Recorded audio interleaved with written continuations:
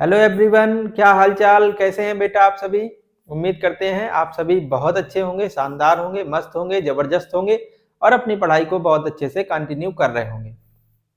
इससे पहले हम आपको क्लास 10th के लिए इंपॉर्टेंट क्वेश्चंस की सीरीज के अंतर्गत वीडियो प्रोवाइड कर रहे थे। आज इसका ये वीडियो लेक्चर 5 है, जिसमें हम लोग 5 क्या 6 होगा, जिसमें हम दो चैप्टर कंप्लीट कर चुके हैं। जिसमें पहला चैप्टर था रियल नंबर्स और दूसरा चैप्टर था पॉलिनोमियल्स। तीसरा चैप्टर हम लोग पढ़ रहे हैं, इसमें 2 वीडियो हम आपको प्रोवाइड कर चुके हैं। आज का ये लास्ट वीडियो होगा और इससे पहले ही चैनल पर 2 वीडियो हमने और अपलोड किए हैं, जिस पर हमने आपको हर एक वीडियो लेक्चर में लगभग 10-10, 11-11 के करीब क्वेश्चंस कराए हुए हैं। इतना अगर आप इस चैप्टर में कर लेते हैं तो ये इनफ होगा आपकी बोर्ड एग्जाम के लिए, क्योंकि यहीं से क्वेश्चन बार बार रिपीट हो रहे हैं और आप देखेंगे भी हम यहाँ पे उन्हीं क्वेश्चनों को टारगेट कर रहे हैं जो बोर्ड एग्जाम में कंटिन्यू आए हैं या जिनके आने के बहुत ज्यादा चांस हैं। तो स्टार्ट करते हैं आज का वीडियो। अगर कोई भी बेटा इस चैनल पर नया है तो चैनल को सब्सक्राइब कर ले, बेल आइकन को प्रेस कर ले, और अगर आपने वीडियो को अभी तक लाइक नहीं किया है तो आप अभी लाइक ना करो। जैसे ही आप वीडियो को पढ़ना स्टार्ट करोगे, आपको हमें पता है अपने आप ही इंटरेस्ट आने लगेगा और आपको मजबूरी में लाइक करना पड़ेगा। ठीक है, तो आप वीडियो को देखो अच्छे से, कोई दिक्कत नहीं। अगर लाइक नहीं किया कोई बात नहीं, आप लास्ट तक, ये हमारा बिलीव है कि आप लास्ट तक वीडियो को लाइक करके जाएंगे ही, ये तो कन्फर्म ही। ठीक है, तो देखो वीडियो को स्टार्ट करते हैं। आज भी हम लोग वर्ड प्रॉब्लम वाले क्वेश्चंस ले रहे हैं जो बोर्ड एग्जाम में काफी पूछे जाते हैं। देखो, तो पहला क्वेश्चन है आपका, पहला क्वेश्चन आपका संख्याओं पर आधारित है कि 2 अंकों की संख्या के इकाई का अंक, दाही का अंक, अगर इनको पलट दिया जाए तो संख्या ऐसे बन जाती है। वो ऐसे तरीके का क्वेश्चन होता है बेटा, बहुत पूछा जाता है। तो उसी प्रकार के क्वेश्चन हम स्टार्टिंग करते हैं और इसके बाद देखो इसमें हम बहुत ही अच्छे क्वेश्चन लेके आपकी अच्छे से प्रैक्टिस करवा देंगे बोर्ड एग्जाम 2026 के लिए। देखो पहला क्वेश्चन, पहला क्वेश्चन बेटा आपका है,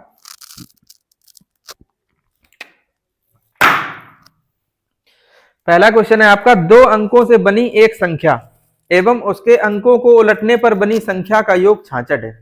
हम बेटा यहाँ पर केवल क्वेश्चन आपको बोल रहे हैं और इसका सोल्यूशन प्रोवाइड करेंगे। हम क्वेश्चन बोल रहे हैं, अगर आप चाहो तो अपनी कॉपी में लिख भी सकते हो। ठीक है, तो क्वेश्चन है आपका, 2 अंकों से बनी एक संख्या एवं उसके अंकों को उलटने पर बनी संख्या का योग 66 है। यदि संख्या के अंकों का अंतर 2 हो तो वह संख्या ज्ञात करो। बेटा कभी भी अगर 2 अंकों की संख्या पर आधारित कोई भी क्वेश्चन हो तो 2 अंकों की संख्या में इकाई का अंक होगा बेटा और दाही का अंक होगा। तो आपको सबसे पहले इन अंकों को मान लेना होगा। तो सबसे पहले हम लोग मान लेंगे, माना संख्या के दहाई का अंक बराबर x और इकाई का अंक बराबर y। तो इस प्रकार से बेटा संख्या क्या हो जाएगी, संख्या आप समझना, दाही का जो प्लेस होता है वो 10 का होता है, मतलब 10 का। तो याद रखना संख्या जो होगी वो 10x प्लस y होगी। भाई इकाई तो 1 की होती तो ऐसे ही रहेगा, लेकिन दाही का अंक जो है ना, दाही 10 की होने की वजह से यहाँ पर कितना आ जाएगा 10x। समझ पा रहे हो? जैसे हम आपसे कहें किसी संख्या के इकाई का अंक 2 है, दाही का अंक 4 है, तो वो संख्या क्या हो जाएगी, इकाई का अंक 2 है, दाही का अंक 4 है, तो वो संख्या कितनी हो जाएगी, 24 हो जाएगी ना। समझ पा रहे हो ना इस बात को? उसी प्रकार से आप देखो, अगर हम कहें इकाई का अंक 2 है, दाही का अंक 4 है, तो देखो 2 गुणा 10 करोगे 20, 20 प्लस 4 24। तो इस तरीके से आपने लॉजिक लगा लिया होगा कि संख्या 10x प्लस y क्यों मानी गई। समझ गए ना आप इस बात को? तो हमने मान लिया कि माना संख्या के दाही का अंक x है, इकाई का अंक y है, तो संख्या क्या हो जाएगी 10x प्लस y। अब सुनो क्या था क्वेश्चन में, क्वेश्चन में था 2 अंकों से बनी एक संख्या, जो आपने यहां पर बनाई और लिखा है, और उसके अंकों को उलटने पर बनी संख्या। सेकंड शर्त है बेटा, अंकों को उलटने पर बनी संख्या। आराम से बेटा उलटना, अंकों को बिल्कुल गिराई ना देना, है ना, आराम से उलट लेना।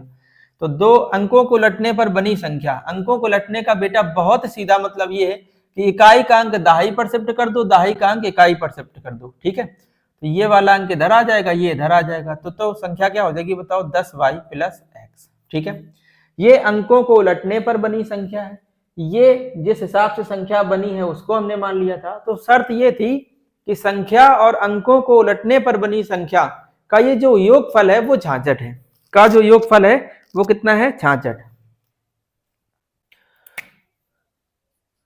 तो 80 के ऊपर क्या हो जाएगा, ये प्रश्नानुसार है बेटा, इंग्लिश में इसको अकॉर्डिंग टू क्वेश्चंस बोलते हैं, इसलिए ऐसा लिखा हुआ है। क्या है, ये संख्या और ये संख्या अंकों को उलटने पर बनी संख्या और मूल संख्या जो है इन दोनों का जो योग है वो 66 है। तो आप कह रहे हैं 10x plus y plus 10y plus x is equal to 66।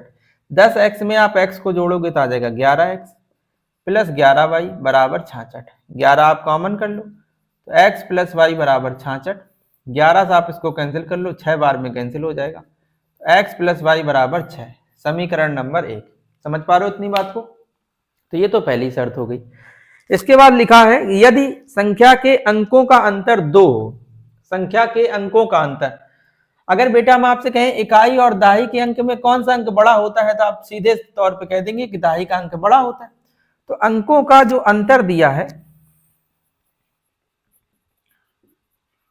अंतर वो दिया गया है कितना 2। तो अंतर हमेशा कैसे किया जाता है बेटा, बड़ी संख्या से छोटी संख्या को घटाकर अंतर किया जाता है। तो बड़ी संख्या इसमें कौन सी होगी, अंकों का अंतर सॉरी, तो बड़ा अंक इसमें कौन सा होगा x की y। तो आप कह रहे हो बड़ा अंक जो है ना वो दहाई का होगा और दहाई का अंक जो है वो x है, तो यहाँ हो जाएगा x minus y is equal to 2, equation number 2।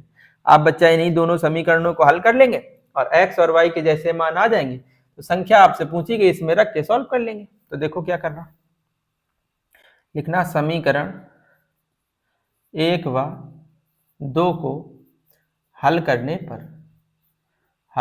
पर देखो पहला समीकरण क्या है, पहला है x plus y is equal to 6 और दूसरा समीकरण है बेटा x minus y is equal to 2। यहां पे आप लिखना जोड़ने पर क्या होगा, y से y कैंसिल।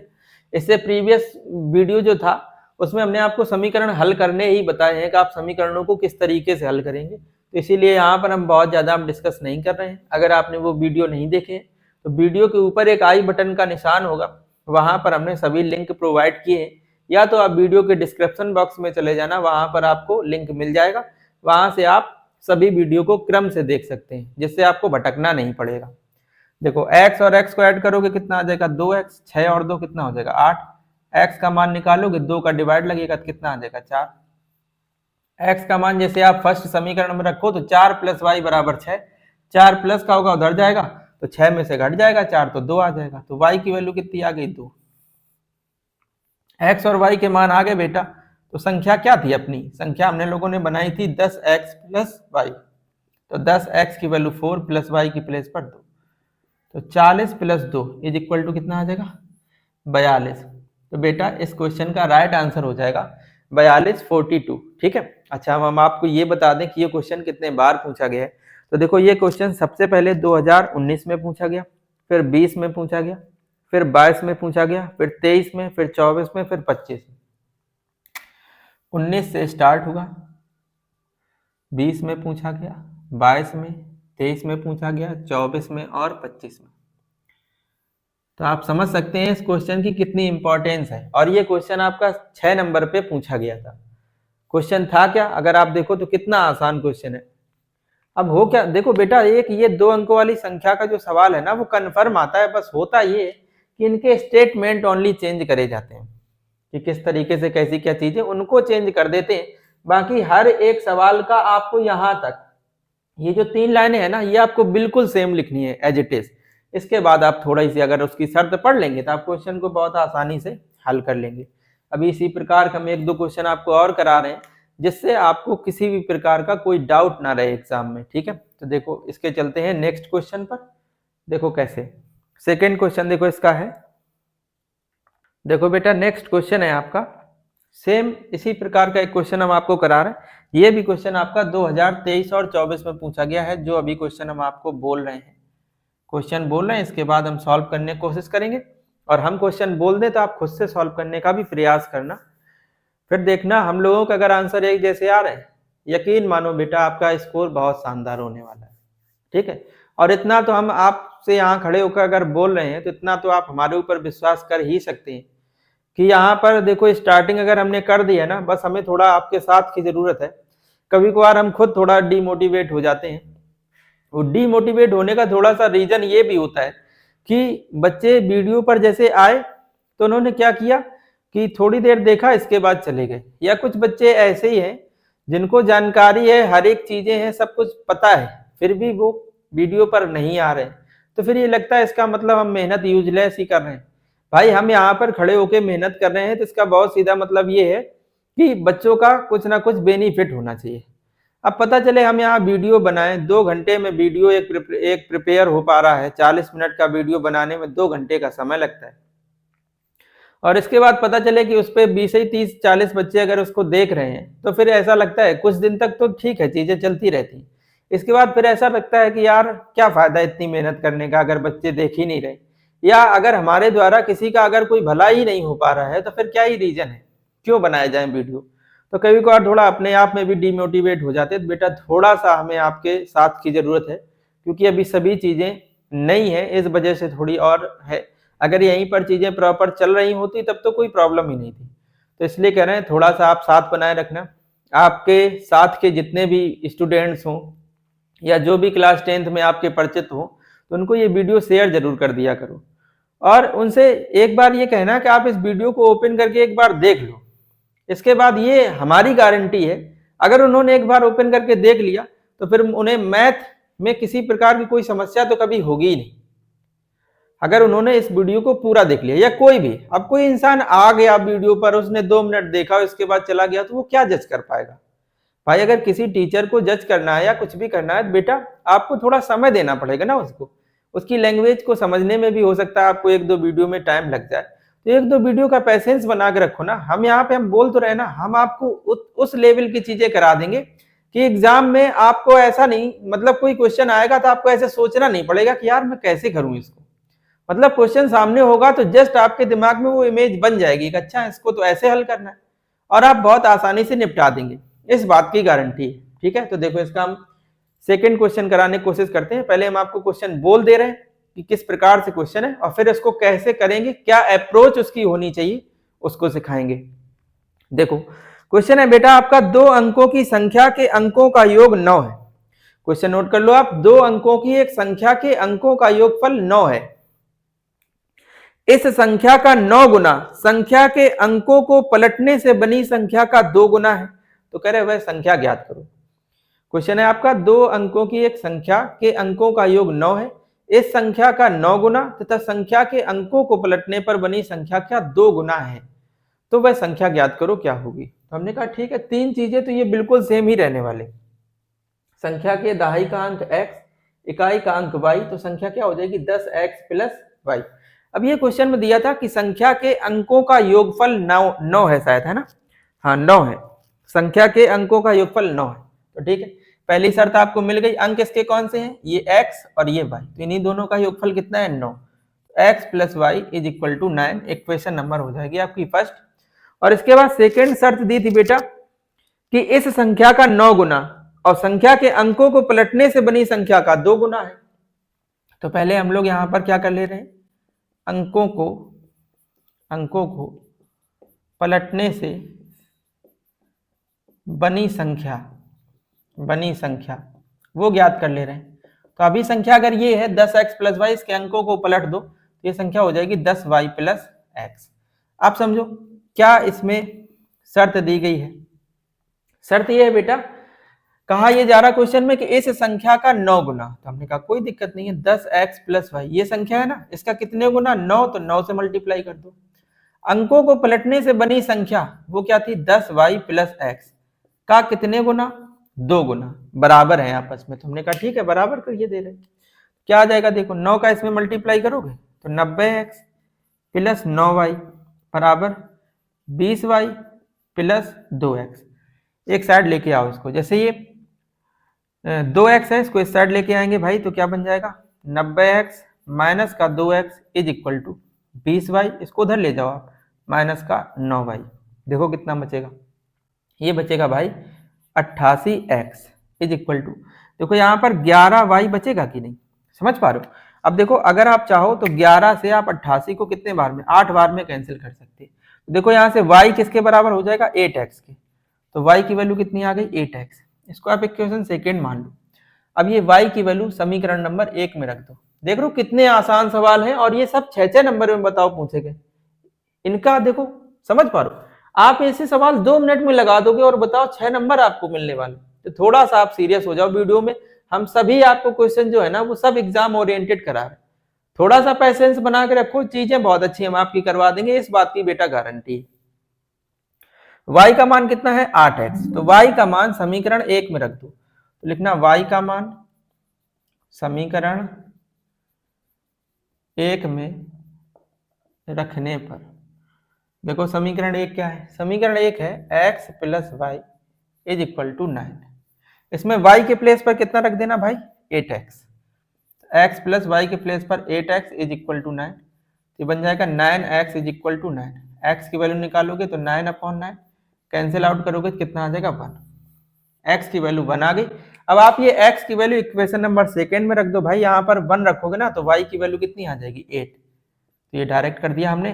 तो वो आपसे संख्या पूछना चाह रहे थे, तो संख्या आपने शुरुआत में क्या बनाई थी भाई, संख्या थी 10x प्लस वाई, यही तो था ना भाई, 10x प्लस वाई, तो 10x के प्लेस पर 1 इंटू वाई के प्लेस पर 8, 10 प्लस 8 इज इक्वल टू 18। तो बेटा आपकी जो संख्या होगी वो कितनी हो जाएगी, 18। तो देख पा रहे हो इस प्रकार के क्वेश्चन है, बहुत आसानी से आप इनको हल कर सकते हैं। एक क्वेश्चन हम इस टाइप का और कराते हैं, फिर चलेंगे नेक्स्ट टाइप के क्वेश्चनों पर। फिर हम रेलगाड़ी से रिलेटेड कुछ सवाल आपको कराएंगे, और कुछ पिता पुत्र की आयु से रिलेटेड सवाल कराएंगे, और कुछ 1-2 सवाल ऐसे हैं जो नाव और धारा वाले सवाल होते हैं, धारा की विपरीत दिशा में इसकी चाल ऐसी है और अनुकूल दिशा में इस तरीके से, तो ऐसे करके ये वाले भी सवाल पूछे गए हैं, तो उनको भी कराएंगे इसी वीडियो में।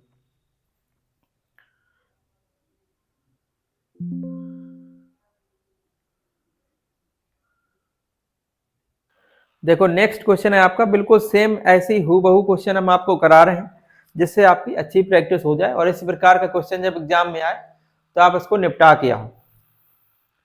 देखो अगला क्वेश्चन है बेटा, 2 अंकों की एक संख्या के अंकों का योग 12 है। अगर कभी भी 2 अंकों की संख्या इतने ही कहीं समझ आ जाए ना, तुरंत ये 3 चीजें तुरंत लिख लेना। दाहिकांक इकाईकांक संख्या क्या हो जाएगी, 10x प्लस वाई। अब सुनो क्वेश्चन में था 2 अंकों की एक संख्या के अंकों का योग 12 है। बहुत अच्छी बात, अंक कौन है, इकाई और दहाई, इन दोनों का योग कितना है, 12। तो पहला तो समीकरण आप बना चुके, x plus y is equal to 12, equation number first, समझ पा रहे हो। फिर इसके बाद देखो क्या लिखा, अंकों का स्थान परस्पर बदलने से प्राप्त संख्या, लिखा है अंकों का स्थान परस्पर बदलने से प्राप्त संख्या दी गई संख्या से 18 अधिक है। तो देखो अंकों का स्थान बदलने से प्राप्त संख्या, अभी बताओ संख्या क्या थी, 10x प्लस वाई। अंकों के स्थान जब आप बदल देंगे भाई, अंकों के स्थान बदलेंगे ना, तो वो आ जाएगा 10y प्लस एक्स, समझ पा रहे हो। अब देखो इसमें शर्त क्या है कि अंकों के स्थान बदलने से जो प्राप्त संख्या है, मतलब ये वाली संख्या जो है ना, वो दी गई संख्या से 18 अधिक है। प्राप्त संख्या मतलब ये वाली संख्या, दी गई संख्या मतलब ये वाली संख्या से 18 अधिक है, मतलब ये 18 अधिक है। बेटा कभी भी क्वेश्चन में कम ज्यादा दिया हो, या ये संख्या दी गई संख्या से इतने गुना ज्यादा है कम है, हमने कहा हम कुछ नहीं समझते, हम केवल इन दोनों संख्याओं को बराबर रखेंगे, शर्त पढ़ेंगे, फिर हम देखो क्वेश्चन को सॉल्व करेंगे। ये जो संख्या बनी है ना, वो बनी है 10y प्लस एक्स, और जो पहले संख्या थी वो है 10x प्लस वाई।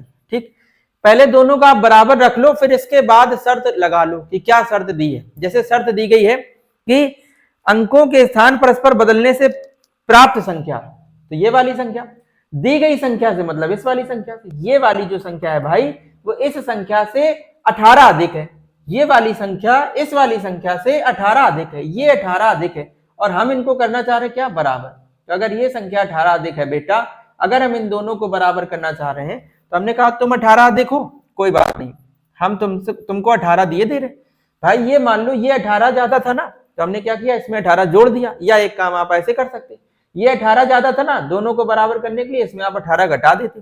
समझ रहे हो ना इस बात को। तो चाहे तो आप इसमें 18 जोड़ दो और चाहे आप इसमें 18 घटा दो, तो दोनों तरफ की जो इक्वेशन है वो बराबर हो जाएगी। समझ पा रहे हो? इसके बाद देखो इनको सबको एक साइड लेके आओ, तो देखो क्या बन जाएगा, 10y प्लस एक्स, ये इधर आएगा तो माइनस का 10x, ये इधर आएगा तो माइनस का y इज इक्वल टू 18। कितना भाई बचेगा, देखो ये कितना आ जाएगा, 10x माइनस का है प्लस का x, तो माइनस का 9x, और ये देखो प्लस का कितना हो जाएगा, प्लस का हो जाएगा 9y इज इक्वल टू 18। आप यहां से एक काम कर लो, 9 को आप कॉमन कर लो, 9 को, है ना।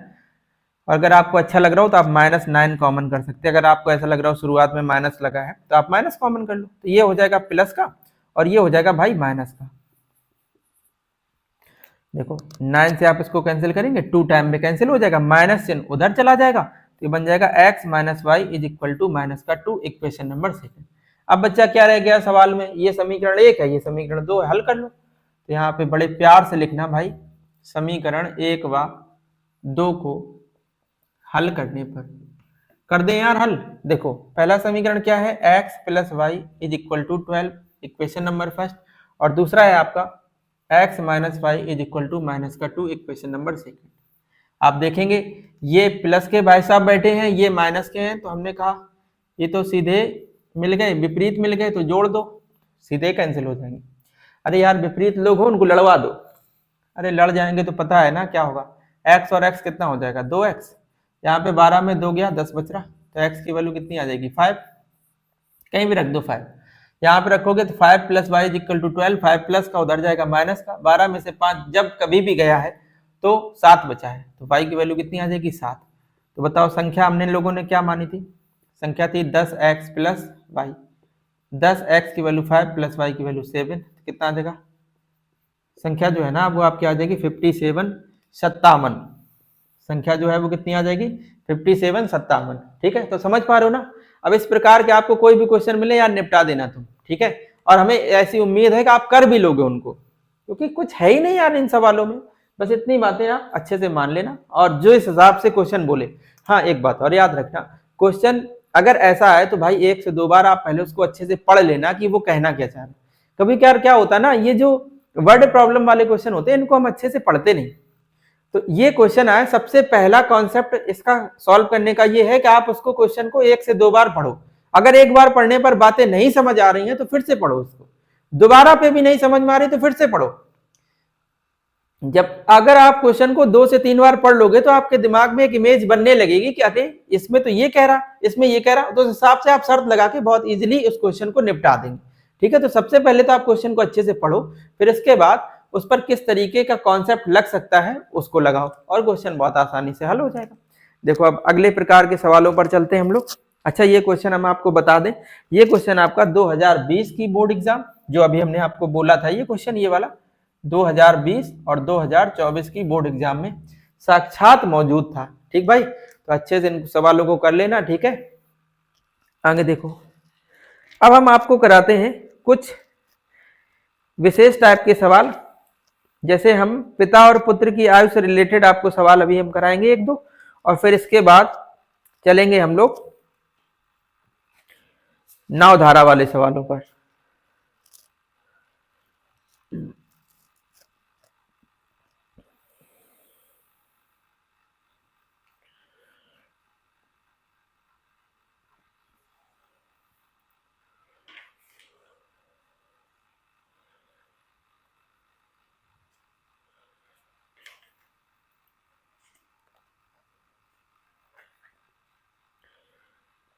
देखो क्वेश्चन है आपका,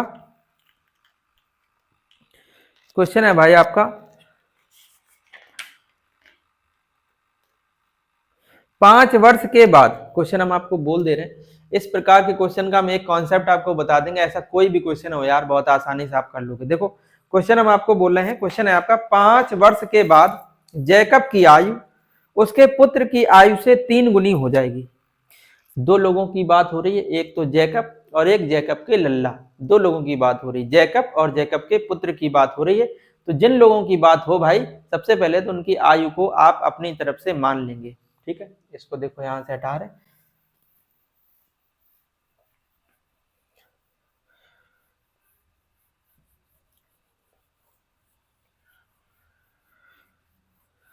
आसान है भाई गणित, अगर आप थोड़ा अच्छा से, अब अगर आप प्रिपरेशन कर रहे हैं या आपने पूरी साल अगर कुछ भी अच्छे से मेहनत करी है तो फिर आसान है। पेपर भी देखोगा आप पेपर बहुत ज्यादा कठिन नहीं पूछा जाता, अब चीजें बहुत आसान पूछी जाने लगी हैं। वैसे इतना आसान नहीं पेपर पूछना चाहिए जितना आसान अब पेपर आने लगा है। इसमें क्या होता है कि इसमें यार होशियार बच्चे का और जो कम पढ़ा बच्चा जो होता है ना, उनके बीच में नंबर्स का गैप बहुत कम रह जाता। अब एक होशियार बच्चा ऐसा जिसने पूरी साल बहुत अच्छे से मैथ को लगाया, इसके बाद फिर उसने क्या किया, पूरे अनसॉल्व पेपर को लगवाया, इसके बाद उसने क्या किया कि इंपॉर्टेंट क्वेश्चनों को देखा, बहुत अच्छी प्रैक्टिस करी। और एक बच्चा क्या, तो अगर उसने इस लेवल की प्रिपरेशन करी है तो अगर पेपर कठिन आएगा तो बहुत आसानी से वो कर भी लेगा। और एक ऐसे बच्चे जिन्होंने पूरी साल बहुत अच्छे से प्रिपरेशन नहीं की होती, लास्ट के ही टाइम पे कुछ अच्छे से यही कुछ ऐसे ही वीडियो लेक्चर देख लेते हैं तो उनका भी स्कोर अच्छा ही हो जाता। इसमें ये नहीं पता चल पाता कि इसमें पढ़ाई के लिए सीरियस बच्चा कौन था। वो बात अलग है, हम आपको इंपॉर्टेंट क्वेश्चन करा रहे हैं, लेकिन ये नहीं पता चल पाता कि इसमें सीरियस बच्चा कौन है जिसने पूरी साल प्रिपरेशन करी है, और इसमें ऐसा बच्चा कौन सा है जिसने पूरी साल मक्कारी करी है और लास्ट टाइम पे उसने पढ़ाई करी है। तो वो गैप नहीं समझ पे आ पाता, लेकिन हमें उससे क्या ही लेना देना यार, हमें तो सीधी बात है स्कोर अच्छा करना, बस बात खत्म है ना। और ये कोई ऐसा थोड़ी ना है कि ये अगर आप एग्जाम को वैसा टॉप कर जाएंगे तो इसमें आपको कोई बहुत बड़ी उपलब्धि मिल जाएगी, है ना। ऐसा भी कुछ नहीं है, बस ये है कि हाँ, ये आपका एक आपके भविष्य के लिए फाउंडेशन है। 10th जितना अच्छा, अगर 10th आप अच्छा कर लोगे, इसके बाद 12th अच्छा कर लोगे, इसके बाद फिर भाई प्रिपरेशन तो आपको ही करनी पड़ेगी। यहाँ से आप ये समझ लो, आप अपने भविष्य को अच्छा करने के लिए एक कदम आपने यहाँ पर बढ़ाया हुआ है।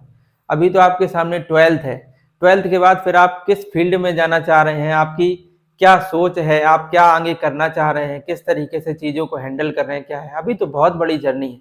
लेकिन हाँ, कहा जाता है ना, किसी भी बड़ी चीज की शुरुआत जो होता है ना भाई, वो तो छोटे से ही होती है।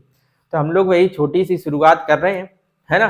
पूरा साथ बनाए रखना, आपकी प्रिपरेशन हम जीरो से हीरो वाली करवा देंगे, इसमें कोई भी गुंजाइश नहीं है। ठीक है, देखो क्वेश्चन समझते हैं।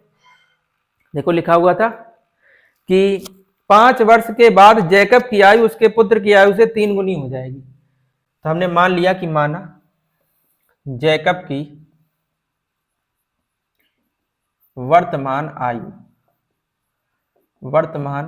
आयु बराबर मान लिया x वर्ष, और पुत्र की वर्तमान आयु बराबर y वर्ष। ये तो वर्तमान आयु हम लोग ने मान ली। अब उसमें शर्त थी कि 5 वर्ष के बाद जैकब की आयु उसके पुत्र की आयु की कितनी हो जाएगी भाई, जैकब की आयु उसके पुत्र की आयु से 3 गुनी हो जाएगी। तो 5 वर्ष बाद पहले इन लोगों की आयु निकालो, तो 5 वर्ष बाद जैकब की आयु, तो अभी अगर जैकब x वर्ष के हैं तो 5 साल बाद कितने को हो जाएंगे, x + 5। ठीक भाई, ऐसे ही 5 वर्ष बाद जैकब के लल्ला की आयु मतलब पुत्र की आयु, अभी पुत्र y का है, 5 वर्ष बाद ये भी बढ़ जाएगा तो y + 5 हो जाएगा। अब सुनो शर्त क्या है, प्रश्न के अनुसार क्या है, पहले आप इन दोनों आयु को बराबर रख लो हमारे कहने से। लिखा था अब से 5 वर्ष बाद जैकब की आयु ये है, जैकब की आयु उसके पुत्र की आयु की 3 गुनी हो जाएगी, यही दिया ना भाई। तो 3 गुना कौन हो जाएगा, ये वाला। अगर ये 3 गुना हो जाएगा और हमें ये इक्वेशन बराबर करनी है, तो आपने कहा कि ये 3 गुना है ना, तो अगर हम इसमें 3 से गुणा कर दें तो इक्वेशन अपनी बराबर हो जाएगी। समझ पा रहे हो इस बात को। तो देखो क्या हो जाएगा, x + 5 = इसका मल्टीप्लाई करो तो 3y, और प्लस का 5 और 3 का मल्टीप्लाई करोगे तो कितना आ जाएगा 15। इसको आप इस साइड लेके आओ तो x - 3y = 15 प्लस का 5 उस साइड लेके जाएंगे तो माइनस का, तो x - 3y = 10। Equation number first. ठीक है भाई। इसके बाद देखो अगली शर्त क्या है, फिर लिखा है 5 वर्ष पूर्व जैकब की आयु उसके पुत्र की आयु की 7 गुनी थी। 5 वर्ष पहले, तो आप पहले ये निकाल लो कि 5 वर्ष पूर्व जैकब की आयु कितनी होगी। तो अभी जैकब जो है ना वो x वर्ष के हैं, 5 साल पहले कितने के रहे होंगे, वो x माइनस 5 वर्ष के रहे होंगे भाई। ऐसे ही निकाल लो आप 5 वर्ष पूर्व पुत्र की आयु, तो अभी पुत्र y का था, 5 वर्ष पहले कितने का रहा होगा, y माइनस 5 का। आप हमारे कहने से फिर से इस क्वेश्चन में जो ये आयु निकाली है इनको बराबर रख दो और एक बार अच्छे से शर्त पढ़ लेना। लिखा था 5 वर्ष पूर्व जैकब की आयु उसके पुत्र की आयु की 7 गुनी थी। 5 वर्ष पूर्व ये जैकब की आयु है, ये पुत्र की आयु, हम दोनों को बराबर करना चाह रहे। शर्त ये कह रही कि जैकब की आयु पुत्र की आयु की 7 गुनी थी। ये कितने गुना, 7 गुना। तो बराबर करने के लिए बच्चा इसमें कितने से मल्टीप्लाई कर देना, 7 से। भाई ये 7 गुना है ना, तो इसमें 7 से मल्टीप्लाई कर दोगे तो बराबर हो जाएगा। तो देखो x minus 5 is equal to, अंदर मल्टीप्लाई करेंगे तो 7y माइनस का 7 का 5 में करेंगे तो 35। समझ पा रहे हो, इसको इधर लेके आओ तो x minus 7y is equal to minus का 35, माइनस का 5 उधर जाएगा तो प्लस का, x minus 7y is equal to minus का 30। Equation number second. आप इक्वेशन फर्स्ट और इक्वेशन सेकेंड को बहुत अच्छे से हल कर लेंगे, जैकब की और उसके पुत्र की आयु निकाल लेंगे। तो यहाँ पे लिखना समीकरण 1 व 2 को हल करने पर, देखो पहला समीकरण क्या है, x minus 3y is equal to 10, और सेकंड समीकरण है आपका x minus 7y is equal to minus का 30। क्या करना है यहाँ पर, घटाने पर क्या होगा भाई, चिन्ह बदलते ना भाई। देखो ये दोनों सेम चिन्ह के थे इसलिए घटाना पड़ रहा, तो ये प्लस का है, ये काय का हो जाएगा माइनस का, ये माइनस है तो काय का हो जाएगा प्लस का, ये माइनस है तो किसका हो जाएगा प्लस का। ये x से x तो चल दिए।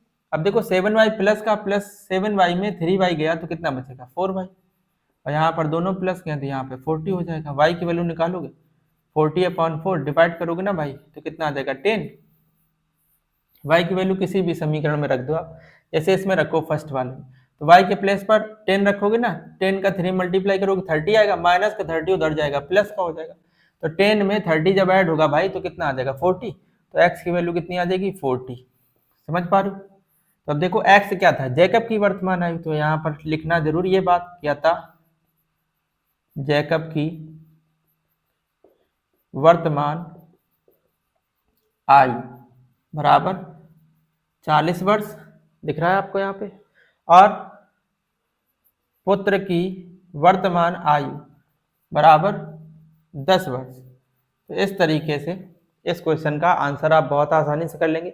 बेटा ये आयु से रिलेटेड कोई भी सवाल हो, अगर आपको कहीं से भी दिख जाए आप तुरंत उसको सॉल्व करने की कोशिश करना, क्योंकि यहाँ से भी सवाल पूछे जाने की प्रबल संभावना है। ठीक है, तो कोई भी सवाल आप ना छोड़ना, और अगर कोई भी सवाल आपसे नहीं बन पा रहा है तो वीडियो के डिस्क्रिप्शन बॉक्स में हमने आपको एक व्हाट्सएप नंबर दिया है, आप उस पर हमसे कांटेक्ट कर सकते हैं।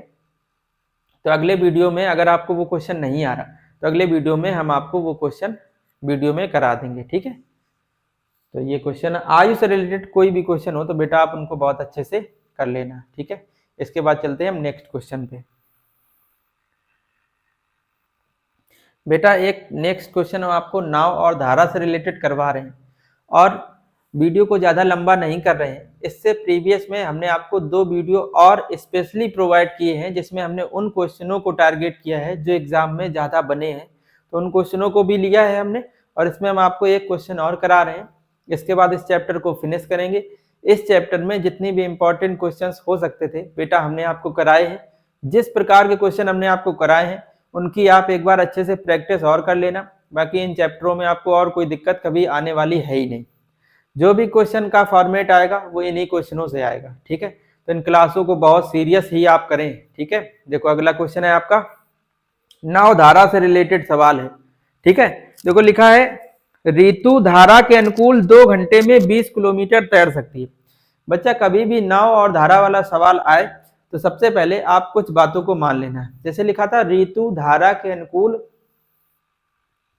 2 घंटे में 20 किलोमीटर तैर सकती है, तो सबसे पहले हम लोग मान लेंगे कि माना ऋतु धारा के अनुकूल 2 घंटे में 20 किलोमीटर तैर सकती है। तो माना सबसे पहले हम लोग ऐसे मान लेंगे कि माना स्थिर जल में ऋतु के तैरने की चाल बराबर हमने मान ली x किलोमीटर प्रति घंटा, और जो स्थिर जल है मतलब जो धारा है, धारा जो बह रही है उसकी चाल आप मान लेना, तो मान लेना धारा की चाल बराबर y किलोमीटर प्रति घंटा। ठीक है। अब बेटा एक बात आप और समझना, कोई जल तालाब में, वैसे इस टाइम तो तालाब और जल की बात करनी ही नहीं चाहिए क्योंकि आप देख रहे हो सर्दी बहुत अधिक है। अगर इस टाइम किसी ने सोचा कि हम तालाब में तैर जाएं तो फिर वो हमेशा के लिए तैर ही जाएगा, समझ पा रहे हो। तो इसलिए थोड़ा ध्यान रखना, सर्दी का समय है तो आप इन सब चीजों को प्रैक्टिकली ना समझने लगना कि यहाँ पर सर जी ने बताई हैं चीजें, ऐसा करते हैं तैर के देखते हैं कि क्या हम ऐसी चीजें कर पाएंगे। अरे भाई ऐसा ना करना, इस टाइम पे फिलहाल नहीं करना, गर्मियों के समय पे आप इसका प्रैक्टिकल भी कर लेना, कोई दिक्कत नहीं है। ठीक है। यहाँ पर कुछ बातें हम आपको वैसे ही बता रहे हैं, विदाउट प्रैक्टिकल समझना है इनको। अगर कोई जल में, जैसे स्थिर जल में ऋतु के तैरने की चाल हमने x मानी, और जो धारा है, जिस डायरेक्शन में जल का प्रवाह है उसकी चाल अगर हमने कितनी मानी y, तो हमेशा याद रखना कोई इस जल में या इस तालाब में कब तैर पाएगा, जब बेटा उसके तैरने की चाल ज्यादा हो और धारा जो बह रही है उसकी चाल कम हो, तभी कोई तैर पाएगा।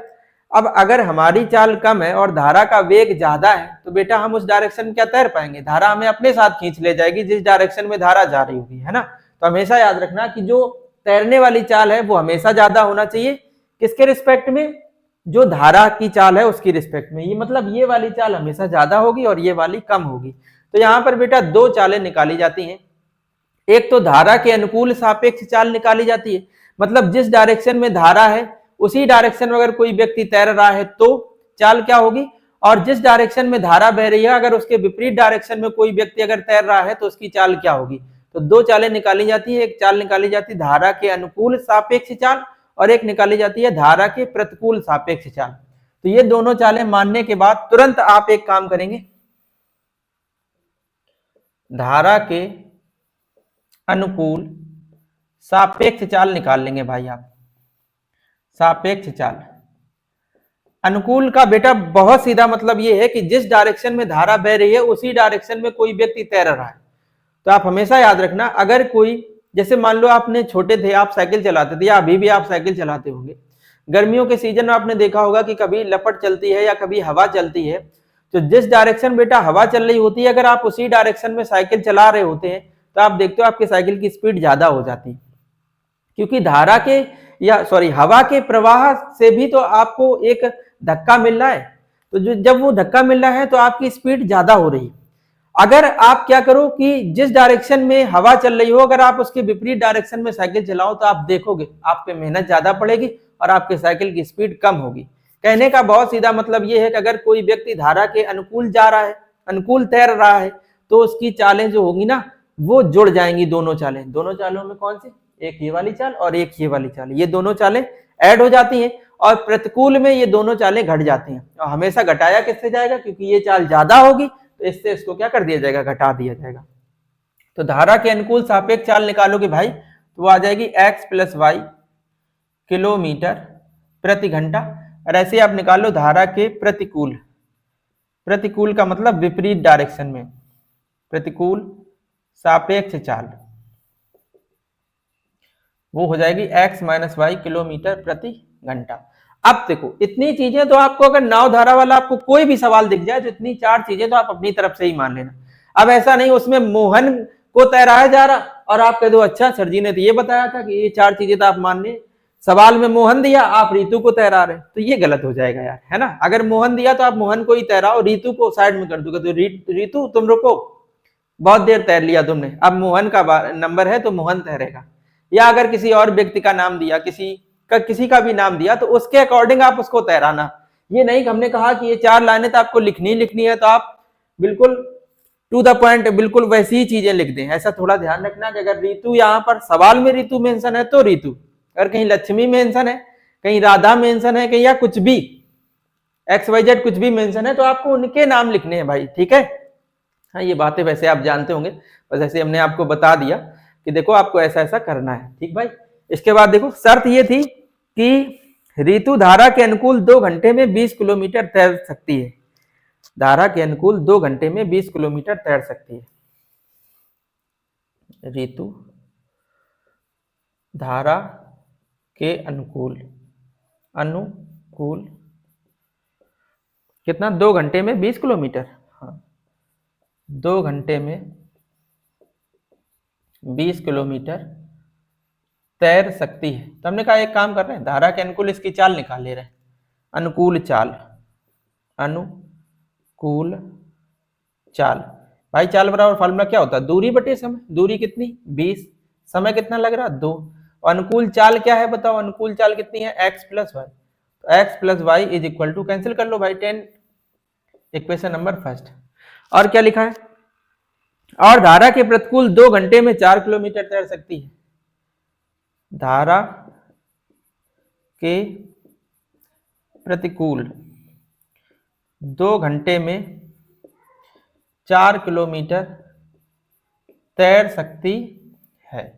उनका ठीक है, प्रतिकूल बात है तो प्रतिकूल चाल निकाल लो। प्रतिकूल चाल, चाल बराबर फार्मूला क्या होता है, दूरी बटे समय। दूरी कितनी है 4, समय कितने का 2। प्रतिकूल चाल क्या है बताओ, x minus y is equal to, cancel कर लोगे 2 आ जाएगा। इक्वेशन नंबर सेकंड हल कर लो ना भाई इनको, समीकरण 1 और 2 को।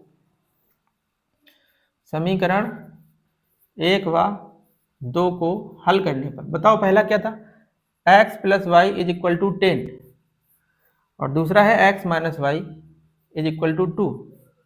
सॉल्व कर लो भाई इनको, लिखने ना जोड़ने पर क्या होगा, y से y कट जाएगा, क्या आ जाएगा 2x बराबर 12, x बराबर कितना आ जाएगा 6। x का मान 6 आप इस समीकरण में रख दो, तो 6 प्लस वाई बराबर कितना है 10, तो y का मान कितना आ जाएगा भाई 4। x क्या था, ऋतु की स्थिर जल में तैरने की चाल। तैरने की चाल कितनी आ गई 6 किलोमीटर प्रति घंटा। वही पूछ रहे थे, इसके तैरने की चाल बता दो ऋतु की और धारा की चाल बता दो। तैरने की चाल कितनी हो जाएगी 6 किलोमीटर प्रति घंटा, और जो धारा की चाल होगी वो हो जाएगी 4 किलोमीटर प्रति घंटा। तो ये आपके इस क्वेश्चन का फाइनल आंसर हो जाएगा। उम्मीद करते हैं आपको ये क्वेश्चन बहुत अच्छे से समझ में आया होगा, और हम ऐसी भी उम्मीद कर रहे हैं कि आपको ये पूरा वीडियो लेक्चर बहुत अच्छे से समझ में आया होगा। अब अगर आपको चीजें समझ आई हैं तो आप वीडियो को लाइक कर सकते हैं, अदर की कंडीशन में आप डिसलाइक भी कर सकते हैं, ठीक है। फिलहाल हमने इस चैप्टर नंबर 3 के जितने भी इंपॉर्टेंट क्वेश्चन हो सकते थे वो हमने 3 वीडियो लेक्चर में कवर किए हुए हैं। इससे पहले 2 वीडियो लेक्चर हमने और प्रोवाइड किए हैं। अगर आपको और अच्छी प्रैक्टिस करनी है तो आप उनको भी देख सकते हैं, डिस्क्रिप्शन बॉक्स में आपको सभी वीडियोस का लिंक मिल जाएगा, ठीक है। फिलहाल क्लास आपको कैसा लगा, चीजें आपको समझ आ रही हैं, मैथ आपको कुछ आसान लगने लगी है क्या, तो आप वो हमें कमेंट सेक्शन के माध्यम से जरूर बताएं। और आप अपना ऐसे ही ख्याल रखे रहें और ऐसे ही आप निरंतर पढ़ाई करते रहें, ठीक है बेटा। तो मिलते हैं नेक्स्ट वीडियो में, तब तक के लिए आप अपना बहुत ध्यान रखें। और वीडियो को आपने इतना प्यार दिया है या आप चैनल को इतना प्यार दे रहे हैं तो इसके लिए आपका दिल से धन्यवाद। Thanks for watching.